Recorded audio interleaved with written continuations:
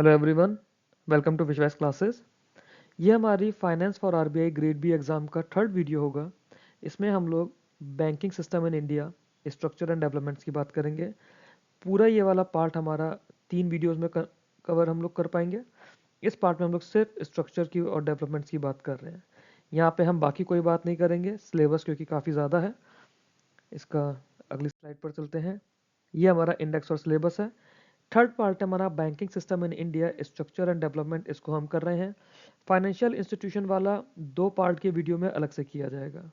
इसमें हम लोग क्या करेंगे, 1969 में जब नेशनलाइजेशन हुआ था उससे पहले का फेज देखेंगे, सोशल कंट्रोल और नेशनलाइजेशन का फेज देखेंगे, pre reform regulated banking phase था, एलपीजी रिफॉर्म से पहले वाला ये देखेंगे, 1991 में नरसिम्हन रिफॉर्म्स आए थे 2 बार, इन्हें देखेंगे, प्रूडेंशियल रेगुलेटरी सुपरवाइजरी रिफॉर्म्स को देखा जाएगा, एसेट क्वालिटी एनपीए के रिफॉर्म्स, स्ट्रक्चरल और बाकी institutional reforms, financial inclusion oriented, technological और डिजिटल बैंकिंग, और जो प्रेजेंट में ईज रिफॉर्म्स चल रहे हैं, ये सब हम लोग इस वीडियो में कवर करने की कोशिश करेंगे।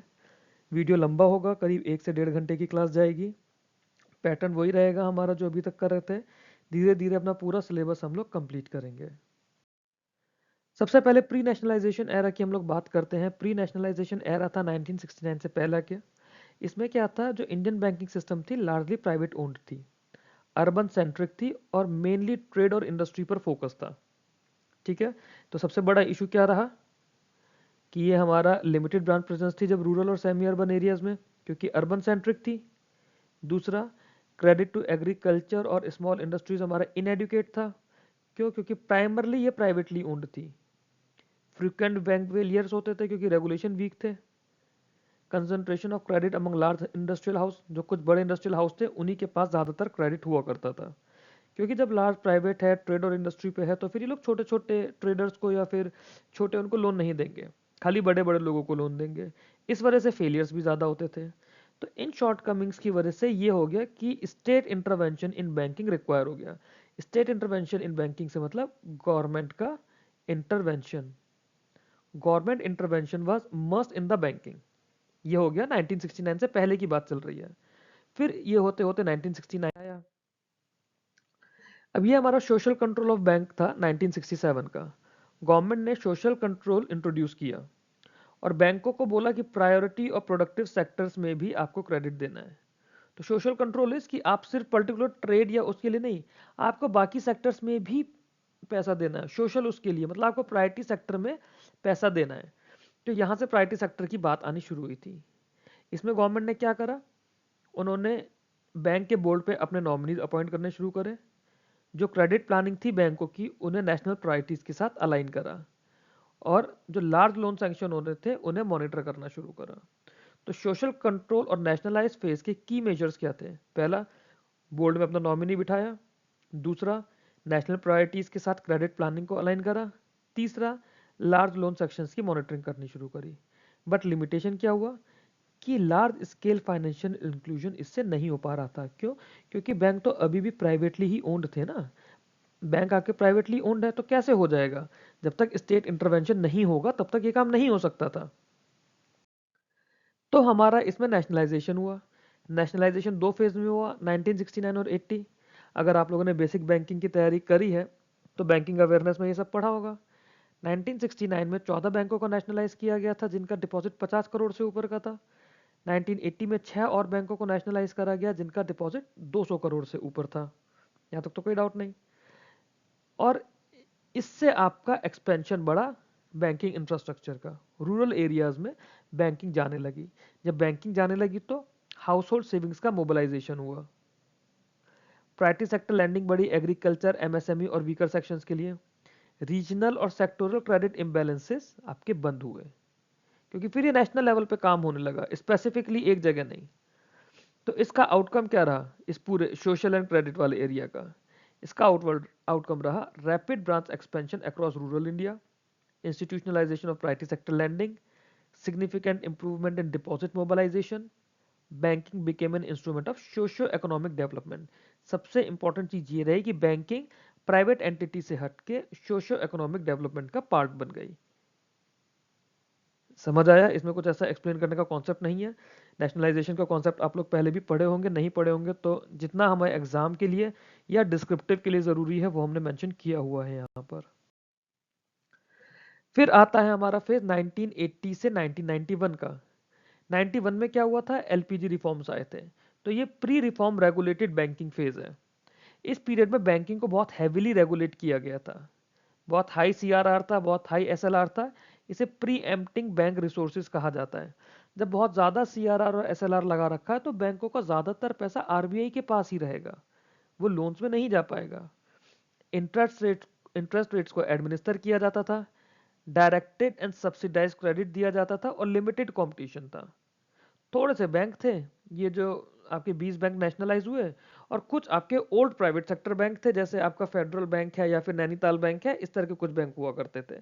तो बहुत ज़्यादा बैंक्स नहीं थे और छोटे छोटे बैंक्स थे काफ़ी सारे, बट लिमिटेड कंपटीशन था। बट इसका कॉन्सिक्वेंस क्या रहा? जो ऑपरेशनल ऑटोनॉमी थी बैंक्स की वो कम हुई, क्योंकि गवर्नमेंट ने अपना आदमी भी बिठा दिया ना उसमें, बैंकों का नेशनलाइजेशन भी था।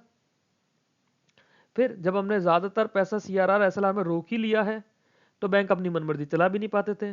बट इससे क्या हुआ? एफिशिएंसी और एसेट क्वालिटी डिक्लाइन होने लग गई, बैंकों का कैपिटल बेस वीक हो गया।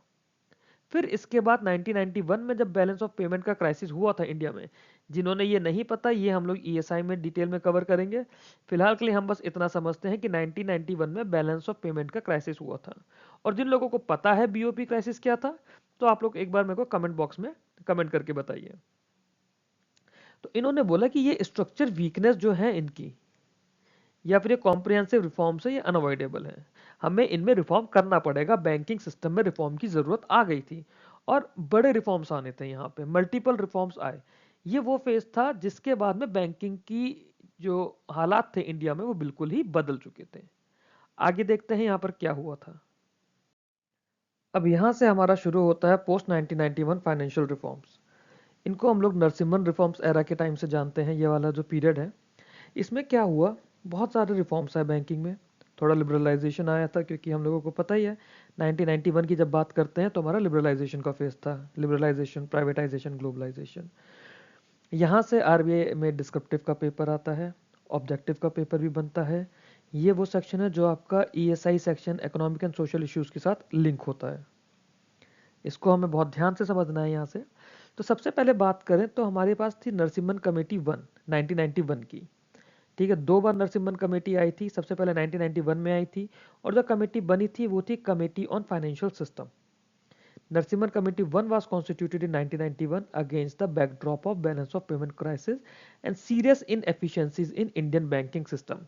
तो कमेटी 1 जो कमेटी ऑन फाइनेंशियल सिस्टम थी, इसने दो चीज़ों को देखना था, एक तो बैलेंस ऑफ पेमेंट सिस्टम का जो क्राइसिस था वो भी, और जो सीरियस इनएफिशिएंसीज थी बैंकिंग सिस्टम की वो भी। इस टाइम पर क्या था? Banking was characterised by excessive regulation, क्योंकि हम लोगों ने देखा था सीआरआर एसएलआर बहुत ज़्यादा थे।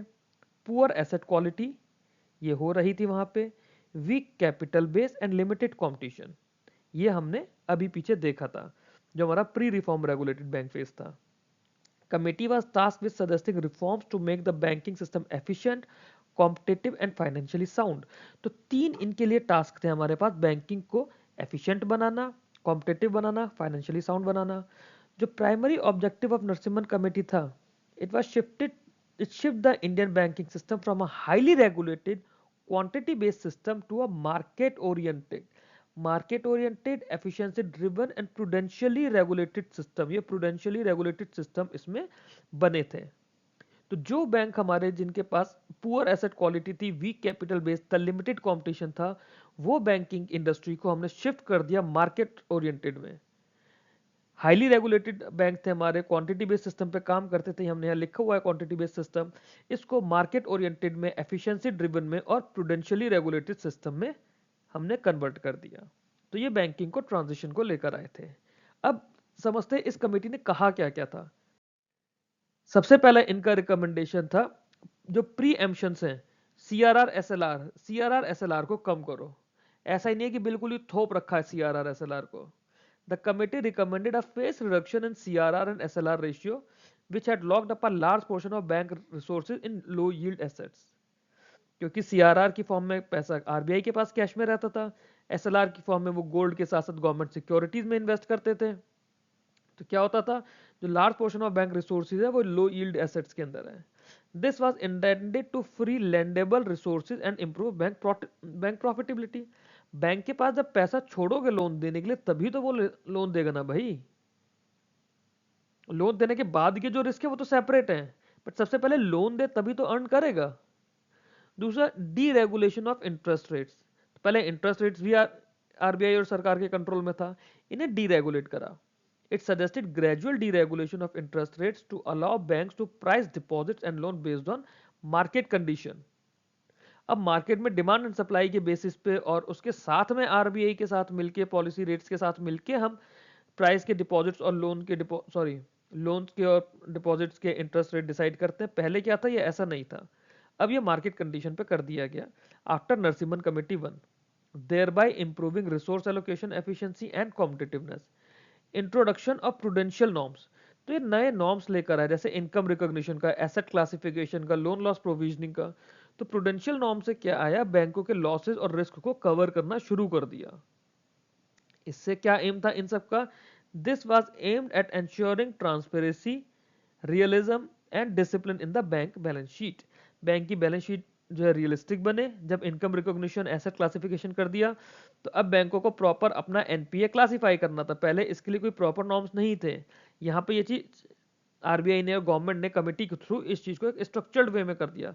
लोन लॉसेज हैं तो उनकी प्रोविजन करनी पड़ेगी, बैंकों को अपना प्रॉफिट से वो प्रोविजन एलोकेट करना पड़ेगा।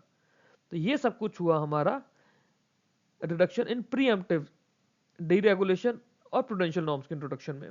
इसके अलावा क्या हुआ, अभी यही चल रहा है। अब देखते हैं इसके अलावा क्या हुआ था नरसिम्हन कमेटी 1 में। कैपिटल एडुकेसी की रिक्वायरमेंट आई।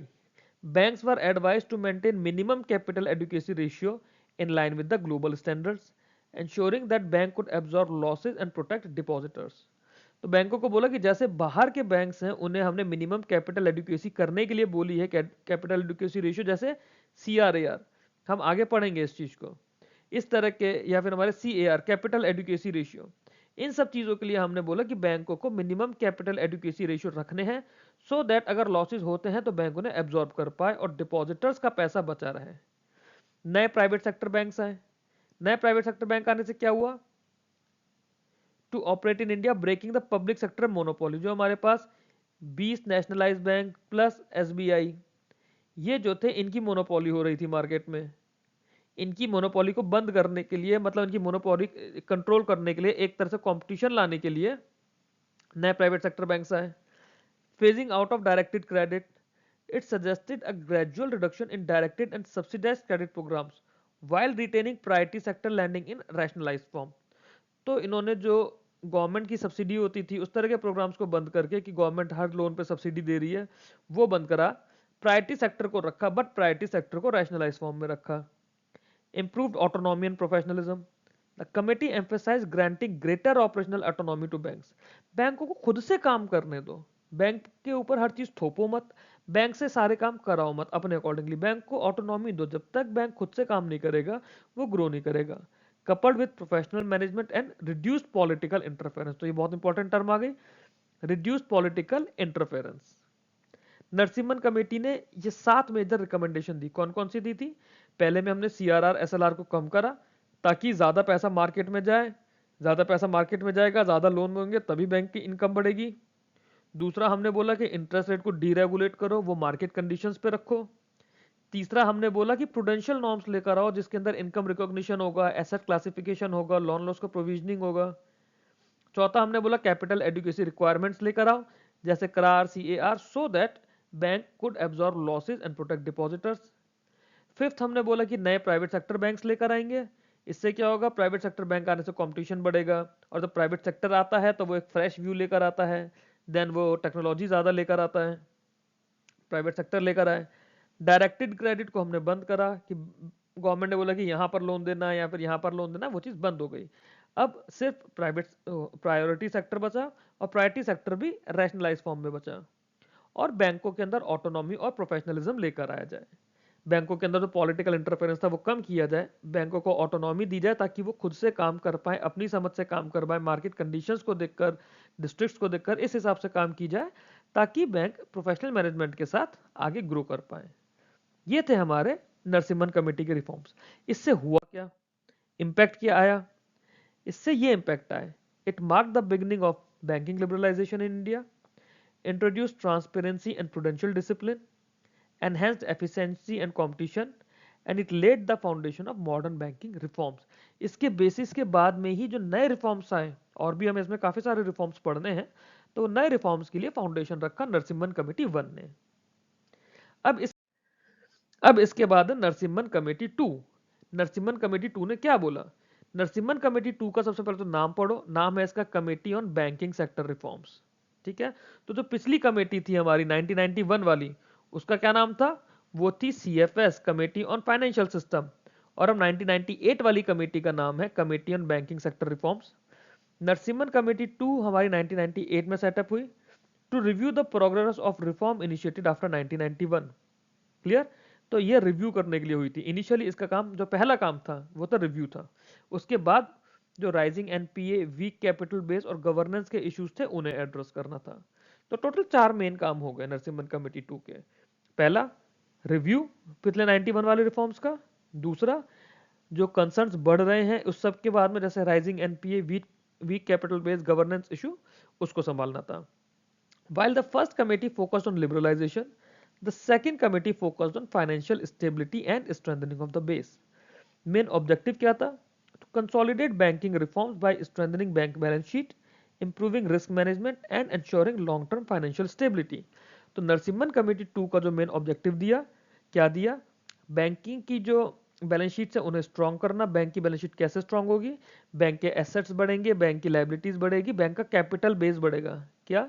बैंक का कैपिटल बेस, बैंक का कैपिटल बेस, बैंक की प्रॉफिटेबिलिटी बढ़ेगी। बैंक में रिस्क मैनेजमेंट लेकर आएंगे कि बैंक को अपना रिस्क देख पाए, उस रिस्क को मैनेज कर पाए। रिस्क मैनेजमेंट की एक सेपरेट क्लास होगी, हमारे फाइनेंस के सिलेबस का ही पार्ट है, वहां पे हम ज्यादा डिटेल में इसको समझेंगे। एंश्योरिंग लो टर्म फाइनेंशियल स्टेबिलिटी, ये नरसिम्हन कमेटी 2 का मेन ऑब्जेक्टिव था। अब देखते हैं इसके लिए नरसिम्हन कमेटी ने क्या क्या रिकमेंडेशन दिए। सबसे पहला recommendation, strengthening capital adequacy and provisioning. Committee ने हायर कैपिटल बफर्स को रिकमेंड किया, स्ट्रिक्ट प्रोविजनिंग लेकर आए। कितना था यहाँ पे उसके क्वांटम की नीड नहीं है। स्ट्रिक्ट प्रोविजनिंग नॉर्म्स लेकर आए to improve shock absorbing capacity of the bank.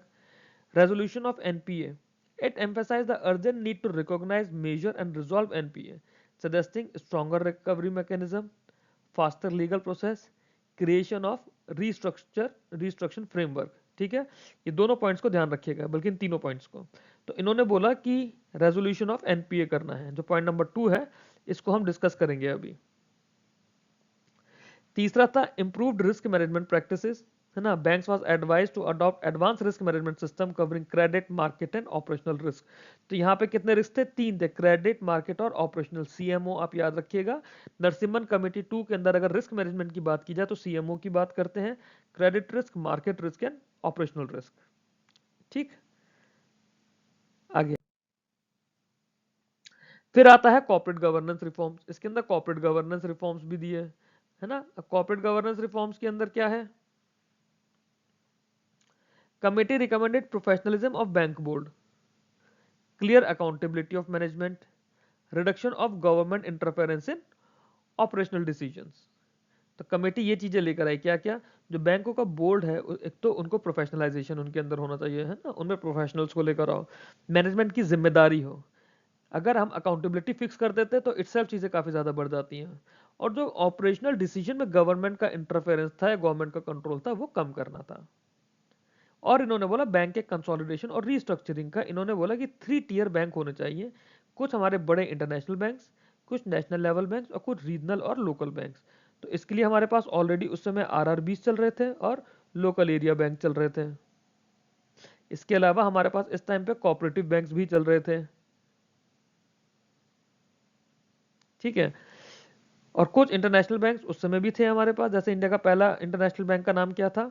Banking awareness में आप लोगों ने पढ़ा होगा, मेरे को आप कमेंट बॉक्स में बताइए, इंडिया का फर्स्ट इंटरनेशनल बैंक कौन सा था? तो ये 3 टियर बैंकिंग स्ट्रक्चर इन्होंने दिया था। ये था हमारा नरसिम्हन कमेटी 2। अच्छा, इसके अलावा इसके अंदर क्या था? इसका एम था कि इससे एफिशिएंसी, स्केल और ग्लोबल कॉम्पिटिटिवनेस बढ़ेगी। ठीक है, एफिशिएंसी, स्केल और ग्लोबल कॉम्पिटिटिवनेस बढ़ेगी। इसके अलावा नरसिम्हन कमेटी ने दो चीजें और दी थी। एक थी exit policy for weak banks. The committee supported the idea of merger, restructuring और closure of weak banks rather than continuous state support. Rather than कि गवर्नमेंट उन बैंकों में पैसा लगाती रहे, है ना, कमेटी ने बोला कि इससे बेटर है कि या तो इन्हें मर्ज कर दिया जाए या रीस्ट्रक्चर करा जाए इनके अंदर, या फिर इन्हें प्रॉपर्ली क्लोज करा जाए। गवर्नमेंट इनमें बस पैसा देती रहे और पैसा बार बार डूबता रहे, उसका कोई सेंस नहीं था। Strengthening of supervisory framework, it recommended enhancing RBI supervisory role through better monitoring, disclosure and early intervention mechanism. ये चीजें नरसिम्हन कमेटी 2 से लेकर आए। क्लियर? एक बार शॉर्ट में रिवाइज करते हैं नरसिम्हन कमेटी 2 को। नरसिम्हन कमेटी 2 की हम लोग जब बात करते हैं, ध्यान से सुनना, चाहो तो आंख बंद करके सुन लो, यहां पर कहानी की तरह सुनना। नरसिम्हन कमेटी 2 1998 में आई। इसका नाम हमने लिखा CBSR रिफॉर्म्स, मतलब committee on banking sector reforms. इसके 4 मेजर काम थे। पहला, जो 1991 के रिव्यूज थे उन्हें, 1991 का जो रिकमेंडेशंस थी उन्हें रिव्यू करना। दूसरा, राइजिंग एनपीए को टैकल करना। तीसरा, वीक कैपिटल बेस को समझना, उसे ठीक करना। चौथा, गवर्नेंस इशू को ठीक करना। ये 4 काम थे। ठीक है, पहली कमेटी जो थी वो लिबरलाइजेशन पे काम कर रही थी, बट जो सेकंड कमेटी थी, तो नरसिम्हन कमेटी 1 से लेके हम लोग जब नरसिम्हन कमेटी 2 तक आए, हमने अपने बैंकिंग सिस्टम को लिबरलाइज्ड वे से हटाकर, पहले तो खाली लिबरलाइजेशन था, लिबरलाइज्ड वे से हटाकर हम लोगों ने बात करी कि बैंकिंग सिस्टम की कैपिटल बढ़ानी है, उसकी गवर्नेंस कंडीशंस को सुधारनी है। इसका इंपैक्ट क्या आया नरसिम्हन कमेटी 2 का? नरसिम्हन कमेटी 2 के 4 मेजर इंपैक्ट आए। क्या क्या थे? जो फोकस था वो लिबरलाइजेशन से हटके स्टेबिलिटी और कंसोलिडेशन पर आया, जो यहां इन्होंने बोला पॉइंट नंबर 6 में। सेकंड था इनका कैपिटल और एसेट क्वालिटी नॉर्म्स। कैपिटल और एसेट क्वालिटी नॉर्म्स की भी हम लोगों ने बात करी थी अभी। तीसरा आया governance and risk management. Governance and risk management की तो हम बात कर ही रहे थे। और चौथा आया prepared bank for global competition. Global competition की भी बात की, क्यों? क्योंकि इन्होंने 3 टियर स्ट्रक्चर दिया था। तो इसके थ्रू नरसिम्हन कमेटी 1 और नरसिम्हन कमेटी 2 को एक साथ अगर हम लोग देखें तो बैंकिंग का पूरा लैंडस्केप इन्होंने चेंज कर दिया। अब मैंने आपको एक पॉइंट को होल्ड रखने के लिए बोला था, वो था रेजोल्यूशन ऑफ एनपीए, जो सेकंड पॉइंट हमने सेकंड रिकमेंडेशन नरसिम्हन कमेटी 2 का देखा था। आगे इसको हम लोग अभी थोड़ी देर में डिस्कस करेंगे। ठीक है, इसके बाद जो रिफॉर्म्स आए वो रिफॉर्म्स कहलाते हैं prudential, regulatory and supervisory reforms 2000 onward. साल 2000 के बाद से ये नॉर्म्स आए, ये रेवोल्यूशंस, ये रिफॉर्म्स आए। इनमें दो तरह के थे, एक थे बेसल नॉर्म्स, एक थे supervisory improvements. Basel norms 1, Basel norm 2, Basel norm 3। 1 में बात करी कैपिटल एडुकेसी की, 2 में बात करी रिस्क वेटेड एसेट्स की, 3 आया था हमारा 2008 ग्लोबल क्राइसिस के बाद में। तो यहाँ पे कैपिटल बफर्स, लेवरेज और लिक्विडिटी स्टैंडर्ड्स की बात हुई। सुपरवाइजरी इंप्रूवमेंट किए गए इसके अंदर, क्योंकि सुपरवाइजरी रिफॉर्म्स भी हैं। रिस्क बेस्ड सुपरविजन आरबीआई लेकर आया, प्रॉम्प्ट करेक्टिव एक्शन का फ्रेमवर्क लेकर आया, and strengthen disclosure and governance norms. अब बैंक को अपने फाइनेंशियल और अलग अलग तरह के डिस्क्लोजर्स आरबीआई को देने होते हैं, ये आरबीआई ने यहाँ पे इंप्रूव कराया। रिजल्ट क्या रहा? Increase shock absorbing capacity of banks, improved market discipline, ये इसका रिजल्ट रहा। अब शॉर्ट में एक बार हम इन सारे पॉइंट्स को यहाँ पे समझने की कोशिश करेंगे। ठीक है, बेसल 1 की अगर हम लोग बात करें तो बेसल 1 कैपिटल एडुकेसी को लेकर आया था। Introduce to ensure that bank maintains minimum capital base to absorb unexpected losses, ये सबसे पहली चीज आई थी। ठीक है, it prescribed minimum capital to risk weighted asset ratio of 8%, ये ग्लोबल लेवल था 8% का। इंडिया में हाउएवर बेसल 3 के बाद इंडिया के अंदर आरबीआई ने इसे 9% किया है। बेसल 3 के वीडियो के अंदर हम इसे समझेंगे डिटेल में। कैपिटल को दो पार्ट्स में डिवाइड किया गया, tier 1 capital, tier 2 capital. Tier 1 core capital है, टीयर 2 सप्लीमेंट्री कैपिटल है। फोकस किस पे रहा? Primarily in credit risk with asset assigned fixed risk weighted, है ना। तो क्रेडिट रिस्क के अंदर एसेट्स को हमने 0%, 20%, 50% और 100% पर रखा। कोई एक्सप्लिसिट रिकॉग्निशन नहीं था मार्केट या ऑपरेशनल रिस्क का कैपिटल कैलकुलेशन में। किसमें? बेसल 1 के अंदर। तो बेसल 1 के अंदर मार्केट रिस्क और ऑपरेशनल रिस्क नहीं था, सिर्फ और सिर्फ क्रेडिट रिस्क था। ऑब्जेक्टिव क्या था? To strengthen bank solvency and depositor protection. It mark the beginning of international harmonisation of bank banking regulation. तो यहाँ पे इंटरनेशनल हार्मोनी आनी शुरू हुई थी बैंकिंग रेगुलेशन में। अब जो ग्लोबल स्टैंडर्ड्स हैं यहां से होने शुरू हुए थे कि यूनिफॉर्म से ग्लोबल स्टैंडर्ड्स होने चाहिए। अब आते हैं हमारे basal to reforms. Basal to की हम लोग जब बात करते हैं तो यहाँ पे रिस्क वेटेड एसेट्स का कॉन्सेप्ट आया था ना। It refined capital adequacy by linking capital requirement to the actual risk profile of bank assets. इसमें 3 पिलर फ्रेमवर्क आया था। क्या क्या था? Minimum capital requirement, supervisory review और मार्केट डिसिप्लिन। 3 पिलर ऐड हो गए थे। यहाँ पे रिस्क कवरेज को क्रेडिट रिस्क के अलावा मार्केट और ऑपरेशनल के अंदर वो भी ऐड किया था। अगर हमारा क्रेडिट रिस्क था तो वो हमने किस में पढ़ा था? बेसल 1 में। क्रेडिट के साथ हमने मार्केट रिस्क भी मिला दिया, प्लस हमने ऑपरेशनल भी मिला दिया। सीएमओ की हम लोग बात कर रहे हैं, तो ये आ गया हमारा बेसल 2 में। ठीक है। It allowed use of standardise and internal rating based approaches for credit risk ना। इंटरनल रेटिंग बेस्ड आने लग गया। अच्छा, क्रेडिट रिस्क क्या होता है? क्रेडिट रिस्क होता है कि हम जब भी किसी कस्टमर को लोन देते हैं एज अ बैंकर, तो उसकी एक रिस्क प्रोफाइलिंग होती है। तो उस तो मतलब जो लोन दे रहे हैं ना वही क्रेडिट है, तो हर लोन का कुछ रिस्क होता है ना। अब उसके लिए क्या होता था, कस्टमर्स की भी रिस्क प्रोफाइल होती है, डिपॉजिट्स के लिए भी होती है, सिमिलरली क्रेडिट के लिए भी होती है। दूसरी चीज, जो क्रेडिट हम लोग दे रहे हैं उसको हम लोग रिस्क वेट असाइन करते हैं। जैसे सिक्योर्ड के लिए कुछ रिस्क वेट होगा, अनसिक्योर्ड के लिए कुछ और रिस्क वेट होगा। कोई अगर एनएससी के अगेंस्ट या फिर एफडी के अगेंस्ट लोन लिया हुआ है उसके लिए कुछ और रिस्क होगा। Required banks to hold 8% of the capital of 8% of total risk weighted assets, मतलब CRAR की वैल्यू 8% बोली थी, बट इंडिया ने हायर रेशियो मेंटेन करे हुए थे। कितने? 9%।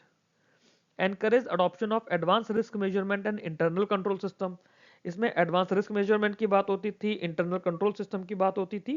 तो ये चीजें बेसल 2 के अंदर इंप्रूव होनी शुरू हुई, जो बाकियों के अंदर नहीं थी उस समय तक। Then improved risk sensitivity and efficiency of capital allocation।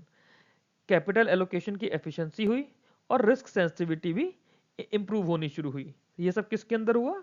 Basal 2 के अंदर ये सारी चीजें होनी शुरू हुई। ठीक है, आगे चलते हैं।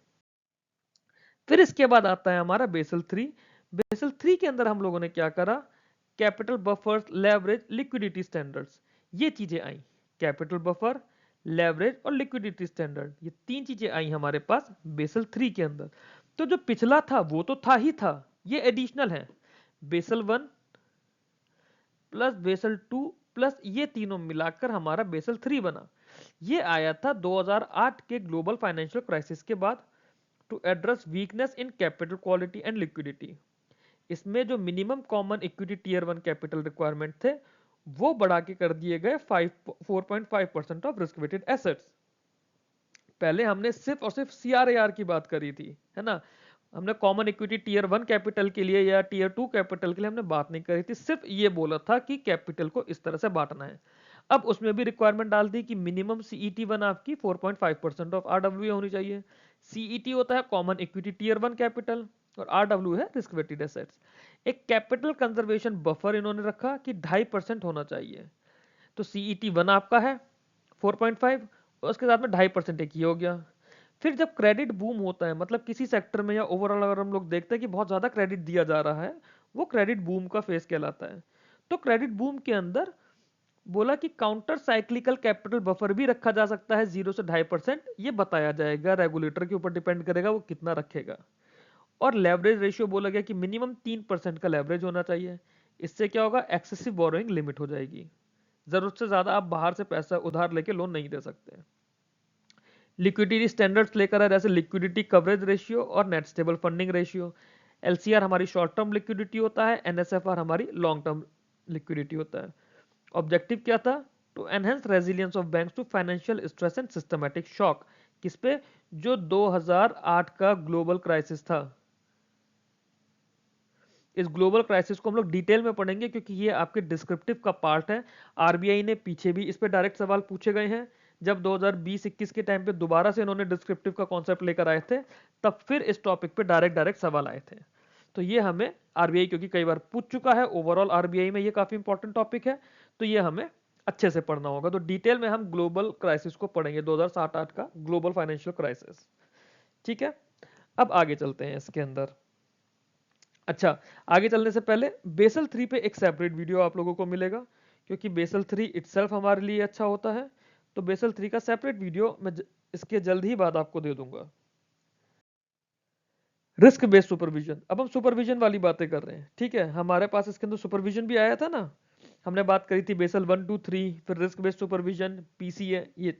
तो रिस्क बेस्ड सुपरविजन को शॉर्ट में हम लोग आरबीएस बोलते हैं। आरबीएस मॉडल होता है सुपरविजन का। Focus supervisory attention on banks and activities with higher risk exposure. यहाँ पे हम रिस्क एक्सपोजर देखते हैं।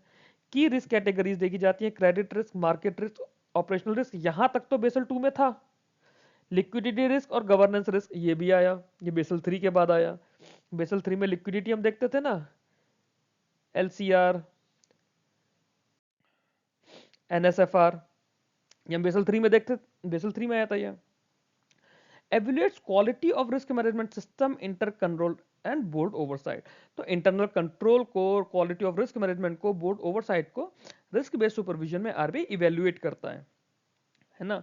इंडिकेटर चीज होते हैं जैसे capital adequacy ratio, asset quality जिसमें हम एनपीए की बात करते हैं, earning and profitability, liquidity position क्या है बैंक की, ये चीजें देखी जाती हैं। कैपिटल एडिक्वेसी रेशियोज क्या बताते हैं, बैंक की स्ट्रेंथ बताते हैं शॉक एब्जॉर्प्शन के लिए। एसेट क्वालिटी बैंक का एनपीए का स्टेटस बताते हैं कि बैंक ने कितने लोन दिए, कितने डूब रहे हैं, कितने बच रहे हैं। अर्निंग एंड प्रॉफिटेबिलिटी बैंक की इनकम के सोर्सेज की, बैंक की इनकम कैसी है, कितना पैसा कमाने के लिए बैंक कितना खर्चा कर रहा है। और बैंक की प्रॉफिटेबिलिटी, बैंक कितना प्रॉफिट कमा रहा है।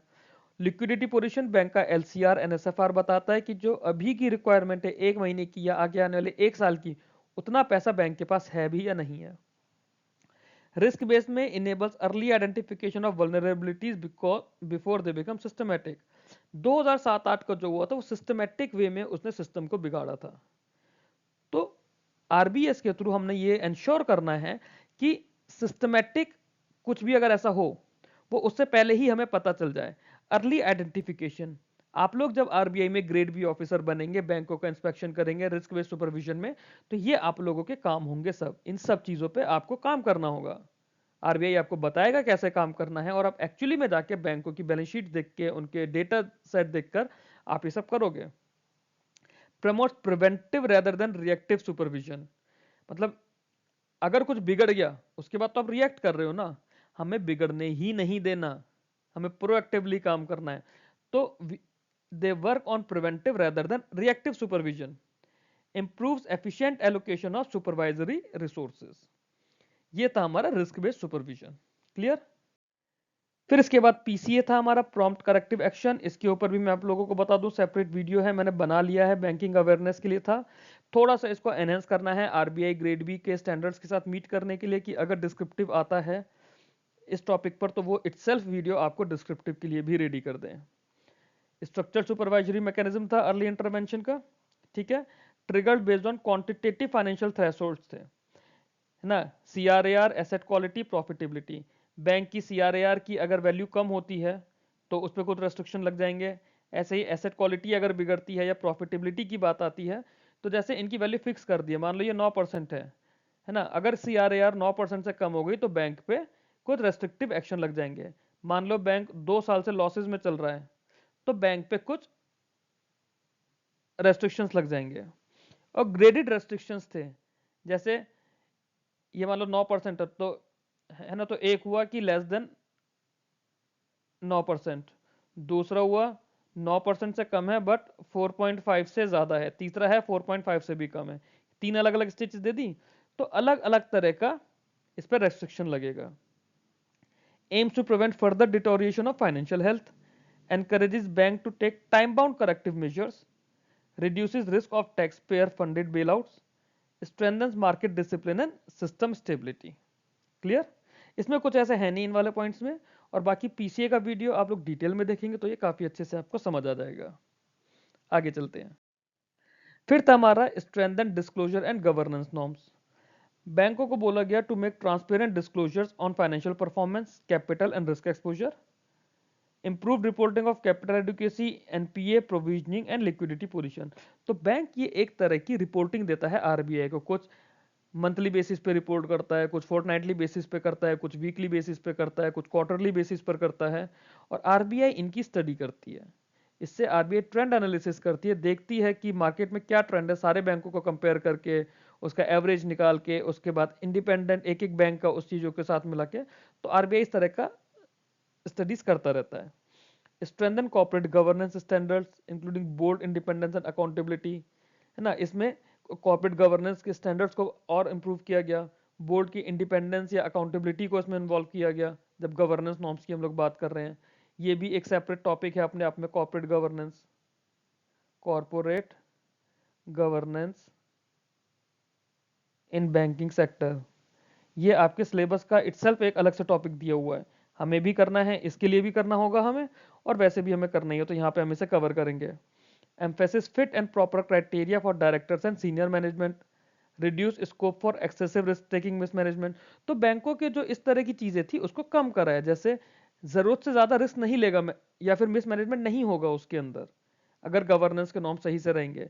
कौन से डायरेक्टर आ रहे हैं, सीनियर मैनेजमेंट पे कौन बैठ रहा है, उसके लिए फिट एंड प्रॉपर क्राइटेरिया बनाया है आरबीआई ने, एक standard fit and proper criteria है। ऐसा ना हो कि मान लीजिए कोई किसी बैंक का चेयरमैन है, उसकी कोई खुद की कंपनी भी है, उसकी कंपनी की 50 अलग अलग सब्सिडरीज भी हैं, तो वो तो अपनी ही कंपनियों को लोन दिलाता रहेगा, ऐसा नहीं होना चाहिए ना। या फिर उसने जितने भी लोन दिए वो, या उसने खुद ही मान लीजिए वो कोई जेल से निकल कर आया, उसने भी काम नहीं करा, और जो काम करा है उसने फ्रॉड करके वो जेल में चला गया, अब जेल से निकल कर आया उसको आपने डायरेक्टर बना दिया। तो इस तरह का काम आप लोगों को नहीं करना है, मतलब एज अ बैंक नहीं होना है। ये चीज आरबीआई ने इंश्योर करी। enable regulators and markets to assess bank health accurately, enhance public confidence and long term financial stability। ये आरबीआई का ऑब्जेक्टिव भी है कि पब्लिक कॉन्फिडेंस बना रहे बैंकिंग सिस्टम में, लॉन्ग टर्म फाइनेंशियल स्टेबिलिटी बनी रहे, कैसे, strengthen disclosure and governance norms के थ्रू। ये तो थ्योरेटिकल था, इसके अंदर ऐसा कुछ था नहीं। अब याद करिए, मैंने आपको एक चीज होल्ड पे रखने के लिए बोली थी, आपको पॉइंट याद करने के लिए, तो क्या हमने बात की थी रेजोल्यूशन ऑफ एनपीएस की, resolution of NPA. Resolution of NPA में हमने क्या क्या बोला था, याद करिए। हमने बोला था कि रिकवरी मैकेनिज्म होना चाहिए, रिकवरी मैकेनिज्म की बात करी थी नरसिम्हन कमेटी 2 में, लीगल प्रोसेस की हमने बात करी थी, और एसेट रिकंस्ट्रक्शन फ्रेमवर्क की, एसेट रिकंस्ट्रक्शन फ्रेमवर्क, ये हम लोगों ने बात करी थी। तो अब हम लोग इसको समझते हैं। एसेट क्वालिटी और एनपीए के लिए रिफॉर्म्स आए थे 2002 में।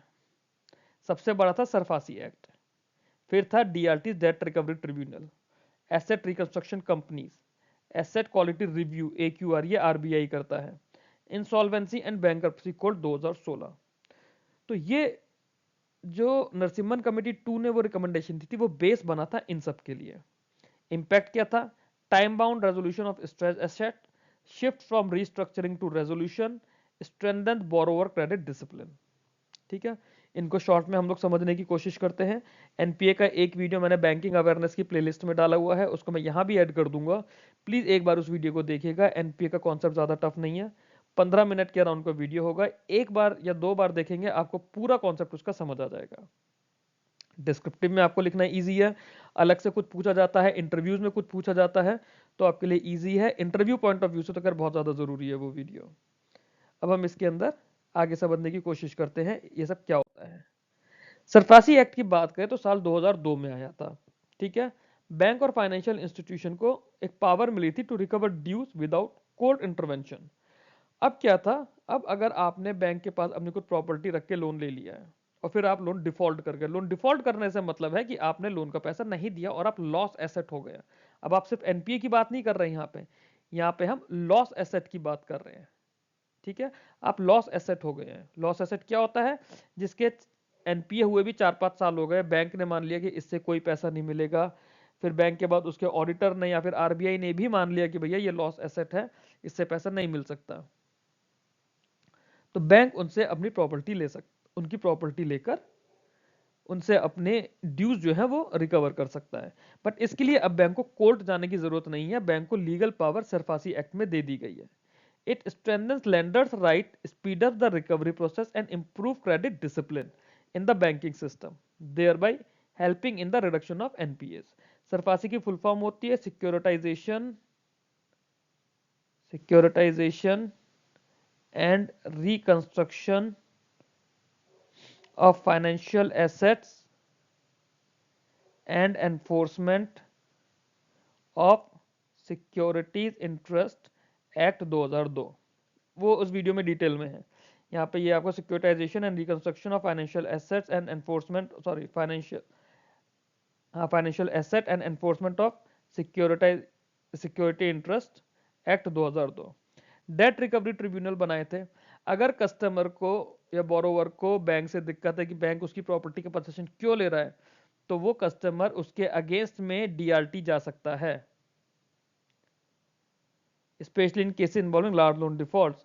They reduce the burden on civil courts, minimize delays in recovery proceedings, and support faster resolution of NPAs.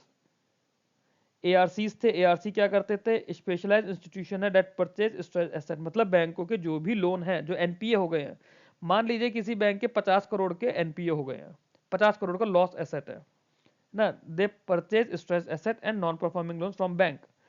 ठीक है, अब 50 करोड़ है, बैंक ने तो मान लिया ना कि उसके तो 50 करोड़ गए, तो एआरसी ने बोला कि आप एक काम करो, आप 5 करोड़ में ये मुझे 50 करोड़ के लोन दे दो। ठीक है, बैंक ने बोला 50 करोड़ पूरे जाने से अच्छा है कि 5 करोड़ तो आएगा। बैंक ने वो लोन एआरसी को दे दिया। अब एआरसी के पास वो 50 करोड़ के लोन है जो उसने 5 करोड़ में खरीदे हैं।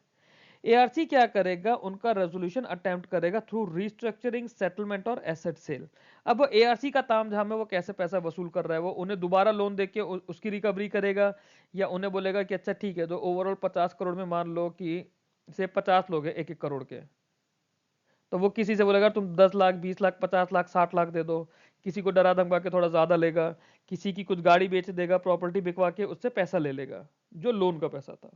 इस तरह से इसने मान लो इसने 50 करोड़ में से कमा लिए 10 करोड़, तो इसको 5 करोड़ का फायदा हो गया by transferring NPAs off balance sheet. अच्छा, बैंक जब ये काम करता है तो इसका बैंक का एक तो ये फायदा होता है कि उसके कुछ पैसे मिल गए, दूसरे वो बैंक की बैलेंस शीट से हट जाते हैं, एआरसी की बैलेंस शीट में चले जाते हैं। ARCs enable banks to focus on core lending activities and improve overall asset quality and financial stability। ठीक है, क्लियर हो गया होगा ये। आगे चलते हैं इसके अंदर। Asset quality review. Asset quality review क्या होता है? ये आरबीआई करता है बैंकों का। ठीक है, एक सुपरवाइजरी एक्सरसाइज होती है aimed at accurately identifying stressed asset and ensuring uniform asset classification। तो आरबीआई जब बैंक का इंस्पेक्शन करता है ना, तो उसी इंस्पेक्शन का पार्ट होता है एसेट क्वालिटी रिव्यू, कुछ अलग से वैसे नहीं है, बट ये उस इंस्पेक्शन का ही एक पार्ट होता है। आरबीआई खास तौर से एनपीएस को देखता है, स्पेशली कोऑपरेटिव बैंक्स में तो ये चीज बहुत ज्यादा चलती है। आरबीआई कोऑपरेटिव बैंक्स में एनपीएस बहुत अच्छे से देखता है। आरबीआई कुछ रिपोर्ट्स पब्लिश करता है, जैसे फाइनेंशियल स्टेबिलिटी रिपोर्ट होती है, reports on trends and progress in banking in India होती है। इन रिपोर्ट्स को हम लोग जब पढ़ेंगे ना, तो हम ये सब चीजें समझेंगे कि आरबीआई क्या क्या कर रहा है बैंकों के लिए, और उसका क्या आउटपुट है, जो बैंकों से डेटा आ रहा है उसमें आरबीआई क्या करता है। वो रिपोर्ट जब आएंगे तब हम उनके वीडियोस बनाएंगे, उसको डिस्कस करेंगे। एक बहुत इंपॉर्टेंट चीज थी IBC, insolvency and bankruptcy code 2016 में थी। It provides a comprehensive, time-bound and creditor-driven framework for resolving insolvency of corporate entities। है ना, कॉर्पोरेट एंटिटी जिनका दिवालिया निकल गया, उनका दिवालिया निकालने का प्रोसेस जो है इसने इजी कर दिया। Corporate entities, partnership and individuals.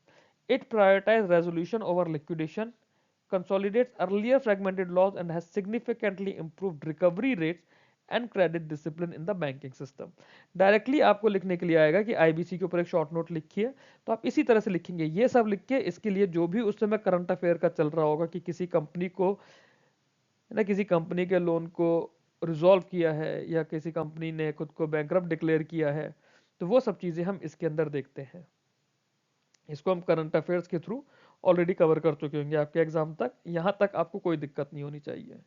अगर यहाँ तक कोई भी डाउट है, आप लोग मेरे को कमेंट बॉक्स में बताइए कि इस तरह का डाउट है, टेलीग्राम चैनल पे आप मेरे को पिंग करिए।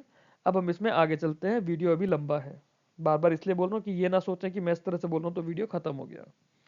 चलिए, अब यहाँ पे हमारा ये पार्ट खत्म हो जाता है। अब इसके बाद क्या आता है हमारा? इसके बाद आए थे हमारे स्ट्रक्चरल एंड इंस्टीट्यूशनल रिफॉर्म्स। इसमें क्या हुआ था, ये 2010 के बाद चल रहा है, इसमें पब्लिक सेक्टर बैंक्स का कंसोलिडेशन हुआ। ये कहाँ हुआ? एक तो एसबीआई और उसके एसोसिएट्स का हुआ। ठीक है, एसबीआई और उसके एसोसिएट्स का हुआ। फिर हमारा अभी जो bank of Baroda, PNB, union bank, इनके अंदर मल्टीपल छोटे छोटे बैंक्स मिल गए, ये था। Merger to create larger well capitalised bank. Objective क्या था, economies of scale and global competitiveness, इसको भी डिटेल में पढ़ेंगे। दूसरा यहाँ पे डिफरेंशिएटेड बैंक्स है, पेमेंट बैंक्स और स्मॉल फाइनेंस बैंक्स। ठीक है, पेमेंट बैंक्स जैसे एयरटेल पेमेंट बैंक है, पेटीएम है। स्मॉल फाइनेंस बैंक में जैसे यूनिटी है, एयू है। इसका वीडियो ऑलरेडी बैंकिंग अवेयरनेस की प्लेलिस्ट में है, आपको वहां से देखना पड़ेगा। मैं यहाँ पे ऐड कर दूंगा क्लास में, इसी में ऐड करके। एंड सॉरी, आपको काफ़ी सारे वीडियोस अलग अलग देखने पड़ रहे हैं, बट देन हमारा आरबीआई का सिलेबस वाइड है। जब इस बार का पेपर आया था तो स्ट्रेटेजी वाले बच्चे वीडियो पर किसी ने कमेंट भी करा था कि पेपर इजी नहीं था। मैंने कहा था चलो इजी नहीं था तो मॉडरेट था। क्यों? क्योंकि सिलेबस वाइड है, बट हमें अपनी प्रिपरेशन करके चलनी है, हमारे पास अभी टाइम है, अभी कर सकते हैं। वाइड सिलेबस कवर करके फिर हम ईएसआई, गवर्नमेंट स्कीम्स और करंट अफेयर्स पे फोकस कर पाएंगे। ये सिलेबस स्टैटिक है, इसमें कुछ ऐसा चेंजेस नहीं हो रहे, इसको हम लोग ऐसे ही लेकर चलते हैं। पर्पस क्या था, जो नीश सेगमेंट था और फाइनेंशियल इंक्लूजन को बढ़ाना, ये इन स्ट्रक्चर रिफॉर्म्स का एम था हमारा। इसमें देखते हैं, अगर हम पीएसबी कंसोलिडेशन की बात करते हैं तो पीएसबी कंसोलिडेशन में क्या था, मर्जर था to create fewer larger and financially stronger banks capable of absorbing shocks and supporting large credit requirement. Recent हमारा मर्जर हुआ था, जैसे बैंक ऑफ बड़ौदा में विजय बैंक और देना बैंक हुआ था, पीएनबी के अंदर ओबीसी और यूनाइटेड बैंक हुआ था, यूनियन बैंक में आंध्रा और कॉर्पोरेशन बैंक हुआ था। ये कुछ मर्जर थे हमारे। ठीक है, इन मर्जर्स को हमने देखा था। आई थिंक ये वाले मर्डर भी 2019 में हुए थे, इनकी आप डेट्स क्रॉस चेक कर लेना। सारे ही मर्डर जहां तक मुझे ध्यान है 2019 में हुए थे। आगे चलते हैं। रिकैपिटलाइजेशन था, इसमें मर्डर भी था और रिकैपिटलाइजेशन भी हुआ। रिकैपिटलाइजेशन ने क्या करा कि गवर्नमेंट ऑफ इंडिया ने बैंकों की बैलेंस शीट में पैसा लगाया, बैंकों की पेड अप कैपिटल बढ़ाई गई, कुछ बैंकों की ऑथराइज कैपिटल बढ़ाई गई और फिर ऑथराइज कैपिटल बढ़ा के पेड अप कैपिटल बढ़ाई गई, है ना। क्यों? उनके पास पैसा ज्यादा आएगा तो उनकी लैंडिंग कैपेसिटी बढ़ेगी। To meet regulatory capital norms, strengthening NPA provisions and revive credit growth specially after asset quality stress. Large scale public sector bank का रिकैपिटलाइजेशन हुआ था 2.11 लाख करोड़ का 2017 से 2019 के बीच में, और ये प्रोजेक्ट था इंद्रधनुष फ्रेमवर्क।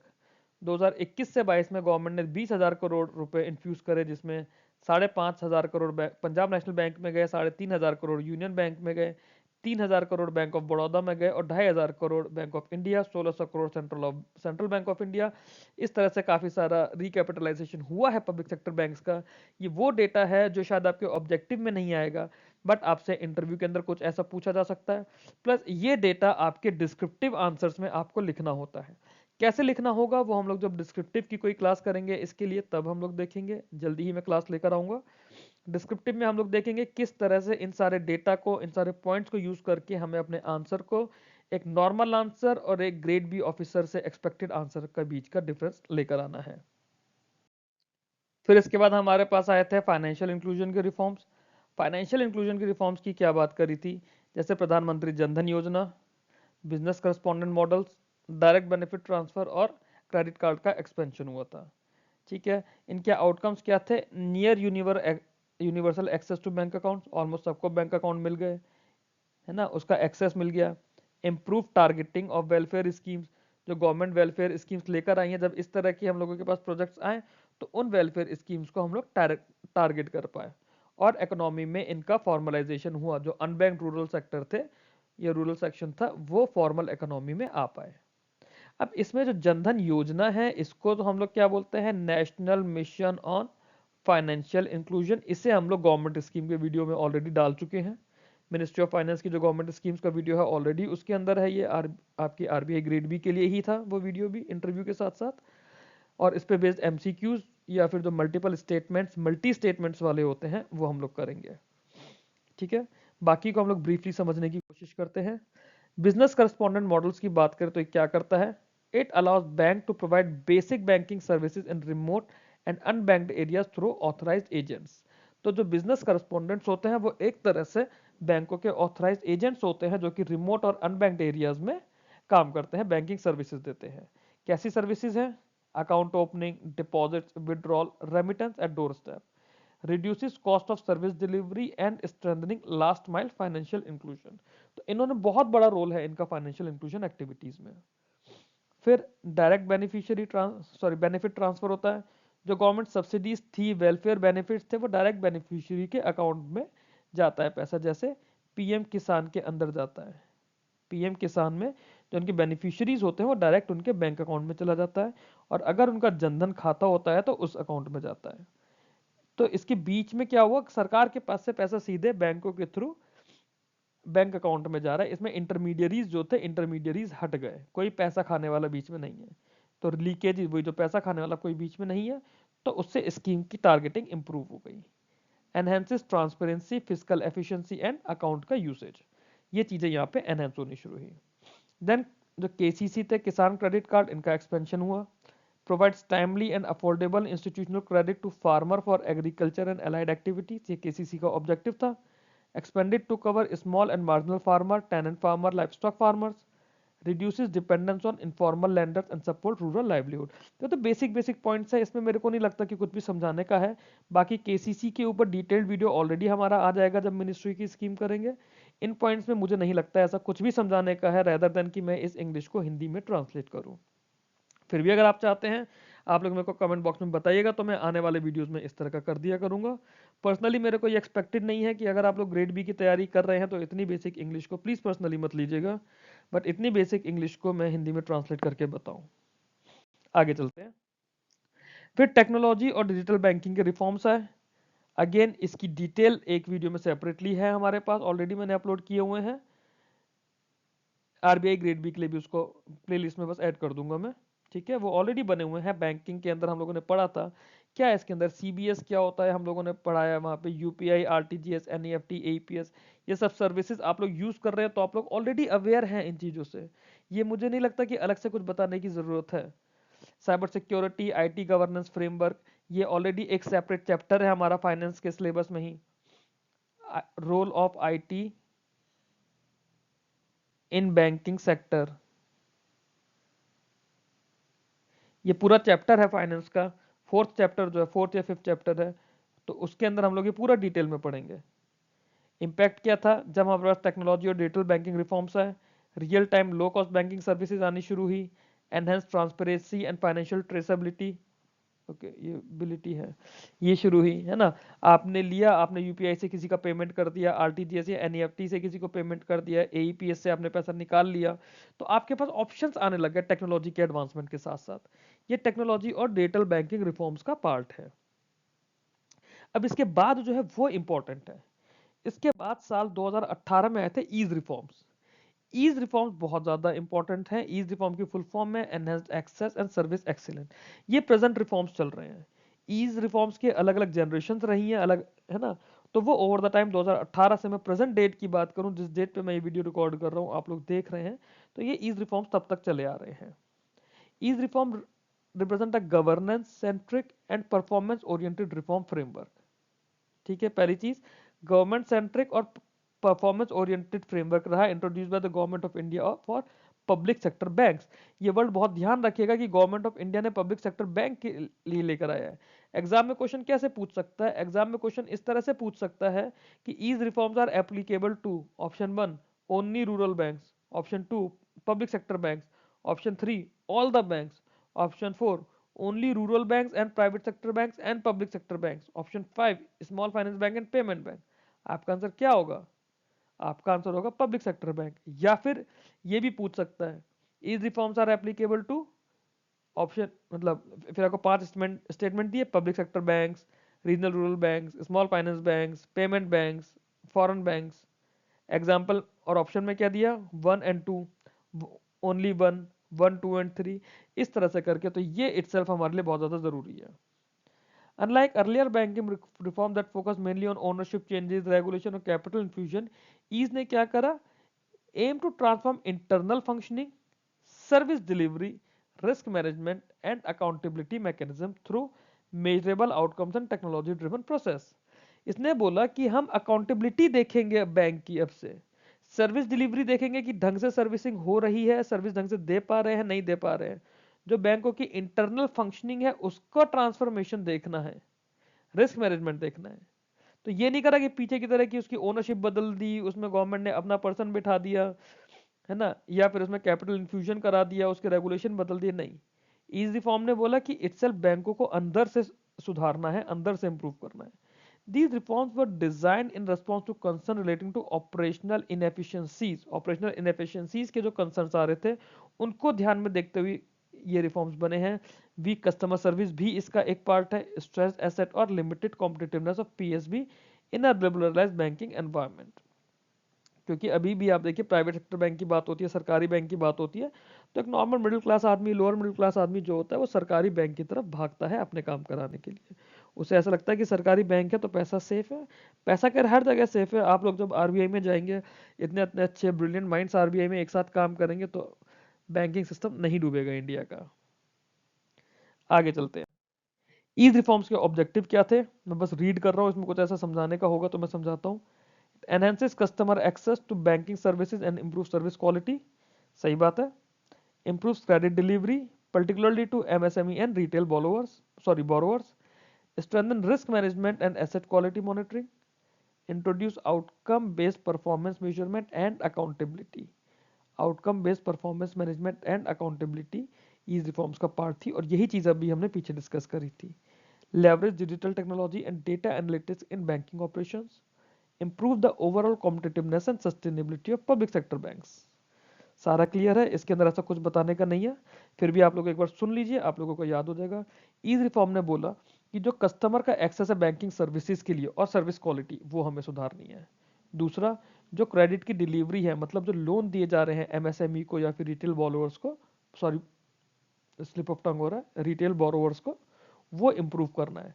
बैंकों का इटसेल्फ जो रिस्क मैनेजमेंट है उसे इम्प्रूव करना है और एसेट क्वालिटी की मॉनिटरिंग को इम्प्रूव करना है। बैंक इसको कैसे करता है, system based asset classification, term याद रखिएगा, SBAC, इसे सिस्टम बेस्ड एसेट क्लासिफिकेशन कहते हैं।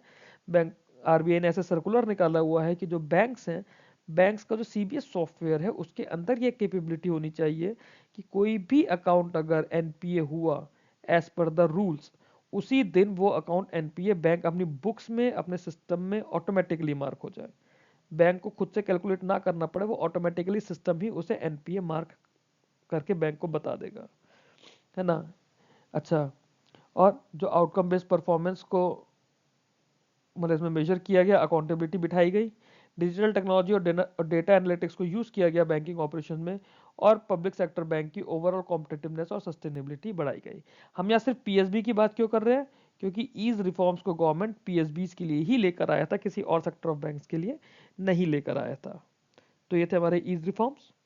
आगे चलते हैं, आगे देखते हैं इसके अंदर हम लोग इंस्टीट्यूशनल एंड इम्प्लीमेंटेशन फ्रेमवर्क। इस रिफॉर्म्स के अंदर ही हम लोग इंस्टीट्यूशनल और इंफॉर्मेशन इम्प्लीमेंटेशन की बात करें तो these are implemented by DFS, department of financial services, है ना। और जो पब्लिक सेक्टर बैंक्स और आईबीए है वो इसे सपोर्ट करता है। क्लियर। जो प्रोग्रेस होती है वो ईज इंडेक्स के थ्रू चेक की जाती है। अगेन ईज की मैं फुल फॉर्म यहाँ पे लिख देता हूँ आपके लिए, enhanced access, enhanced access and service excellence। enhanced access and service excellence index है ना, ये बैंक की परफॉर्मेंस को मेजर करता है on pre defined reform parameters और एनकरेज करेगा इंटरबैंक कंपटीशन एंड ट्रांसपेरेंसी। यहां तक आई बिलीव समझ आया होगा, ठीक है। अब इसके बाद क्या है, हम इसका फेज वाइज एवोल्यूशन देखेंगे।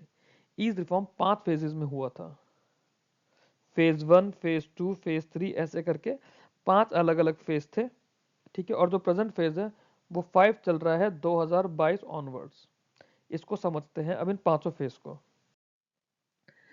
फेज वाइज एवोल्यूशन की बात करें तो सबसे पहले ईज 1.0 थे 2018-19 के। इसने क्या करा, इसका एम था to improve access and basic service delivery. First phase focused on streamlining customer service, improving credit access by simplifying process and reducing procedural delay। Process को सिंप्लीफाई करा, जो डिले होते थे प्रोसीजर की वजह से उन्हें सिंप्लीफाई करा, और कस्टमर सर्विस और क्रेडिट एक्सेस को इम्प्रूव किया गया, ठीक है। ये अभी हम लोगों ने जब इनके वो पढ़ा था ऑब्जेक्टिव, उसमें पहला ऑब्जेक्टिव यही था और दूसरा ऑब्जेक्टिव यही था। की रिफॉर्म्स क्या आए, customer responsiveness, time bound grievance redressal mechanism आया, डिजिटल कस्टमर फीडबैक आया, कंप्लेंट ट्रैकिंग सिस्टम बने। क्रेडिट डिलीवरी के लिए क्या किया, online MSME loan application portals बने। रिड्यूस डॉक्यूमेंटेशन हुई, फास्टर टर्न अराउंड टाइम आया। फाइनेंशियल इंक्लूजन भी यहाँ पर इंप्रूव हुआ हमारा। Improve functionality of Jan Dhan account, strengthening DBT delivery mechanisms. इसके अलावा रिस्पॉन्सिबल बैंकिंग होनी शुरू हुई यहाँ पे। Transparent lending and recovery practices हुई। इथिकल कस्टमर एंगेजमेंट स्टैंडर्ड्स बने। आउटकम क्या आया, लोन जल्दी होने लग गए, हमारे लोन प्रोसेसिंग टाइम कम हो गया। Improved accessibility of banking services, banking service access करना इजी हो गया इंक्लूडिंग क्रेडिट, ये भी तो बैंकिंग सर्विस ही है। और greater customer awareness and engagement होने लगा, जब कस्टमर की सुनवाई होने लगी तो ये चीजें ऑटोमेटिकली सुधर गई। ये था फर्स्ट फेज। सेकंड फेज में क्या आया, गवर्नेंस और रिस्क मैनेजमेंट के रिफॉर्म्स आए। सेकंड फेज में गवर्नेंस और रिस्क मैनेजमेंट की हम लोग बात कर रहे हैं, तो याद कीजिए हमारा जो थर्ड पॉइंट था ईज के ऑब्जेक्टिव का, वो यही था, रिस्क मैनेजमेंट की बात करते थे उसमें हम लोग। It addressed internal governance gaps and risk management weakness that contributed to asset quality stress. मतलब जब हमने लोन देना शुरू कर दिया तो लोन में रिस्क भी तो है, कुछ लोन एनपीए हो गए। अब वो एनपीए बोरोवर की वजह से हो रहे हैं या बैंक में इंटरनल गवर्नेंस गैप्स या रिस्क मैनेजमेंट है, मतलब रिस्क मैनेजमेंट वीक है जिसकी वजह से वो लोन एनपीए हुआ। मतलब या तो एक तो है कि भाई लोन जेन्युइनली एनपीए हो गया, किसी आदमी ने लोन लिया और वो लोन नहीं चुका पाया, उसकी जॉब चली गई या उसका बिजनेस डूब गया। दूसरा तो है ना, हमें वो तो एक्सेप्टेड था। ये वाला जो पार्ट था इसके अंदर था कि कोई आदमी अपनी ही कंपनियों को लोन देके वो लोन डुबवाए जा रहा है, वो हमें नहीं चाहिए था। की रिफॉर्म एरियाज क्या थे इसमें, governance and accountability, clear role definition and responsibility matrices बनी। परफॉर्मेंस लिंक्ड इंसेंटिव्स आए मैनेजमेंट के लिए। रिस्क मैनेजमेंट जो था यहाँ पर, risk management strengthening of early warning signals आए, है ना। कोई लोन अगर स्ट्रेस हो रहा है, जैसे किसी की पहली ईएमआई ड्यू हो गई, दूसरी ईएमआई ड्यू हो गई, तो तीसरी ईएमआई ड्यू होने से पहले ही बैंक कोशिश करता है कि उससे पैसा आ जाए। सेंट्रलाइज मॉनिटरिंग हुई लार्ज एक्सपोजर्स की, जो बहुत ज़्यादा बड़े बड़े एक्सपोजर्स थे उनकी सेंट्रलाइज मॉनिटरिंग होने लग गई। इसके लिए आरबीआई का एक पोर्टल है CRILIC क्रिलिक। आरबीआई की वेबसाइट पे आप देखेंगे तो आपको क्रिलिक के बारे में डिटेल्स मिलेंगे, वरना आप नॉर्मली क्रिलिक लिख के गूगल कर दीजिए, आपको वो लिंक मिलेगा आरबीआई की वेबसाइट का जहाँ पे इसकी डिटेल दी हुई है। तो क्रिलिक पे बैंक अपने लार्ज बोरोवर्स की इंफॉर्मेशन को सबमिट करते हैं, जो उनका बड़ा क्रेडिट एक्सपोजर होता है। यहाँ पे क्रेडिट डिसिप्लिन आया, जो क्रेडिट अप्रेजल है उसको इम्प्रूव करा, क्रेडिट सैंक्शन प्रोसेस को इम्प्रूव करा, पोस्ट डिसबर्समेंट मॉनिटरिंग भी अच्छे से होने लगी। डिजिटल इनेबलमेंट हुआ, जो क्रेडिट वर्कफ्लोज थे वो डिजिटल हो गए, सेंट्रलाइज डेटा रिपोजिटरीज बन गए इसके अंदर, तो इस तरह से ये हेल्प करने लगा। आउटकम क्या आया, better identification of stress asset, reduction in fresh NPA slippages, improved accountability with in PSB. Stress asset वही जो हमारा एनपीए नहीं हुआ है बट हमें लगता है कि पोटेंशियल एनपीए हो सकता है। Reduction in fresh NPA slippages, जो हमने लोन दिए पिछले एक साल में, तो जो नए एनपीए बन रहे हैं वो एनपीए स्लिपेजेस कहलाता है। तो ये चीजें इंप्रूव हुई हैं, ज्यादा एनपीए नहीं स्लिप होने शुरू हुए। स्ट्रेस एसेट का आइडेंटिफिकेशन हुआ तो उन्हें एनपीए होने से बचा लिया गया, और with in public sector banks accountability fix करनी शुरू की गई। ये ईज का 2.0 मतलब सेकंड जनरेशन था। थर्ड में हम लोग बात करें तो टेक्नोलॉजी और एनालिटिक्स ड्रिवन बैंकिंग आई थी ईज 3.0 में। एम क्या था, to embed technology and data analytics into decision making and operational process. Decision making और ऑपरेशनल प्रोसेस में टेक्नोलॉजी को और डेटा एनालिटिक्स को साथ में कंबाइन किया गया, एक दूसरे के साथ एम्बेड किया गया, है ना। इसके अंदर क्या हुआ, डिजिटल क्रेडिट जर्नी, तो एंड टू एंड जो लोन प्रोसेसिंग हो गई वो डेटा सोर्स, है ना, मतलब integration of alternate data sources for credit assessment. इसमें जैसे हम सिविल देखते हैं आपका, आप ऑनलाइन ही देख लेते हैं, पूरी क्रेडिट जर्नी आपकी ऑनलाइन है। जैसे क्रेडिट कार्ड के लिए ऑनलाइन आप अप्लाई करते हैं, वैसे ही सब कुछ ऑनलाइन हो जाता है, इंक्लूडिंग योर वीडियो केवाईसी। ये सब चीज़ें ऑनलाइन होने लग गई ईज 3.0 में, मतलब ये सब उसके रिफॉर्म्स का पार्ट बनी। एडवांस डेटा एनालिटिक्स आई, है ना, इसमें प्रोडिक्टिव एनालिटिक्स होती है, अर्ली स्ट्रेस डिटेक्शन की, मैनेजमेंट डैशबोर्ड्स बनते हैं रियल टाइम मॉनिटरिंग के लिए, इस तरह की चीज़ें इसके अंदर आती हैं। पीएसबी कोलैबोरेशन होने लगा, they shared platforms and common service utilities, standardise digitise जो डिजिटल इंफ्रास्ट्रक्चर है वो एक पर्टिकुलर स्टैंडर्ड्स में अच्छे होने लग गए। कस्टमर कन्वीनियंस होने लगी, प्री अप्रूव लोन आने लग गए, reduce dependence on physical branch visits, आप घर बैठे हुए अपनी मोबाइल ऐप से आप लोग लोन ले सकते हैं।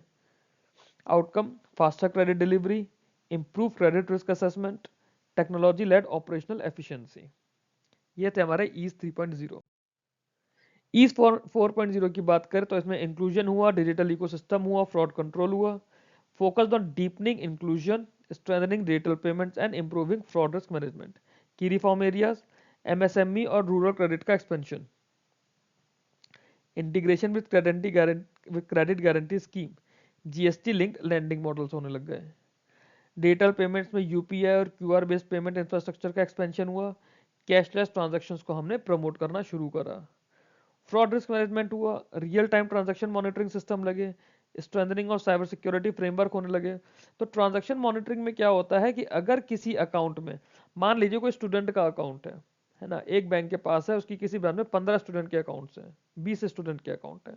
अब स्टूडेंट है अगर वो, तो उसके अकाउंट में कितना ही ट्रांजैक्शन हो जाएगा, बहुत ज्यादा तो नहीं होगा ना एक नॉर्मल उसमें। और मान लेते हैं उसने स्टूडेंट लिख के अपनी एनुअल इनकम भी उसने 0 लिखी हुई है, तो ऐसा तो है नहीं वो कहीं पे जॉब कर रहा हो। अब अचानक से उसके अकाउंट में मान लीजिए 50 लाख या 50 करोड़ रुपए आ जाए, तो थोड़ा शॉकिंग सा होना चाहिए ना। बैंक तो दिन भर नहीं देखता रहेगा, क्योंकि ऑनलाइन बहुत सारा ट्रांजैक्शन आ रहा है। तो इसके लिए ट्रांजैक्शन मॉनिटरिंग सिस्टम होने लगे, जो हर ट्रांजैक्शन को मशीन लर्निंग की हेल्प से मॉनिटर करता रहता है। ठीक है। साइबर सिक्योरिटी फ्रेमवर्क को भी स्ट्रेंथन किया गया, ताकि फ्रॉड ना हो पाए, उस तरह का फ्रॉड होने से रोकना था कि साइबर सिक्योरिटी के साथ फ्रॉड ना हो। कस्टमर प्रोटेक्शन पे यहाँ काम करने लग गया, ट्रांसपेरेंट प्राइसिंग, डिस्क्लोजर्स की बात हुई, इंप्रूव डिस्प्यूट रेजोल्यूशन मैकेनिज्म्स की बात हुई कि कस्टमर को कंप्लेंट है तो उसको डिस्प्यूट का उसका रेजोल्यूशन किया जाएगा, ये नहीं कि सुन के भूल गए, उसे उसे रिजॉल्व किया जाएगा। कस्टमर से जो भी प्राइसिंग लेनी है, चाहे एटीएम कार्ड की फीस हो, चेकबुक के लिए फीस हो, बैंक के किसी और काम की फीस हो जो कस्टमर को पे करनी है, वो बैंक डिस्प्ले करता है अपने नोटिस बोर्ड पे। बैंक अपनी एजीएम की बुकलेट में या फिर बैंक अपनी बैलेंस शीट में इन चीज़ों को लिख कर देता है। तो ये कस्टमर प्रोटेक्शन के लिए था।